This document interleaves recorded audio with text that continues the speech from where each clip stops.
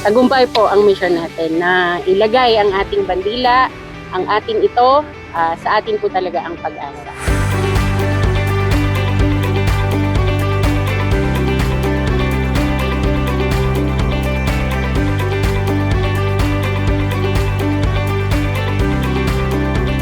Habang gumugulong ang mga pagdinig sa Kongreso, abala pa rin ang mga kongresista sa paglilingkod sa kanilang mga distrito, kahit saan mang sulok ng bansa, para sa sambayanang Pilipino.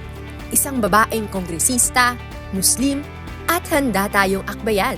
Siya, si Akbayan Party List Representative Dada Kiram Ismula. Sabi nila, kapag mahal mo, akbayan mo. Pero ang kongresista, hindi lang umakbay, hindi rin lumipad ang kanilang team, kundi tumindig at nag-jet ski?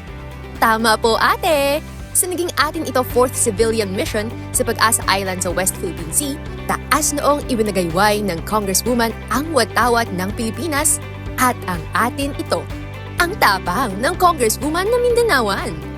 Teka sandali, mula sa karagatan, mabalik nga tayo sa kalupaan.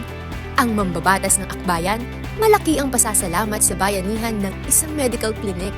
Ang puwersa kasi, magkakasamang umakbay sa mga taga-Simaraki Islands sa Zamboanga City upang maghandog ng libreng check-up at mga gamot para sa mga bata at bawat pamilya sa lugar.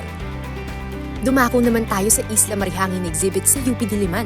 Si Rep. Ismula, kumonekta sa puso at nakipagkwentuhan sa mga katutubo ng Isla Marihangin sa Palawan.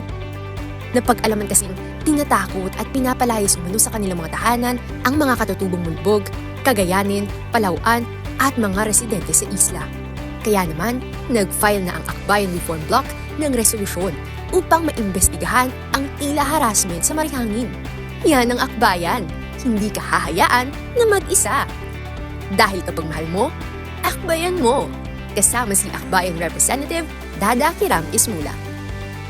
Walang patid na serbisyo, walang patid na aksyon at benepisyo mula Kongreso hanggang distrito. Ito ang Congress Connect, aksyon at serbisyo.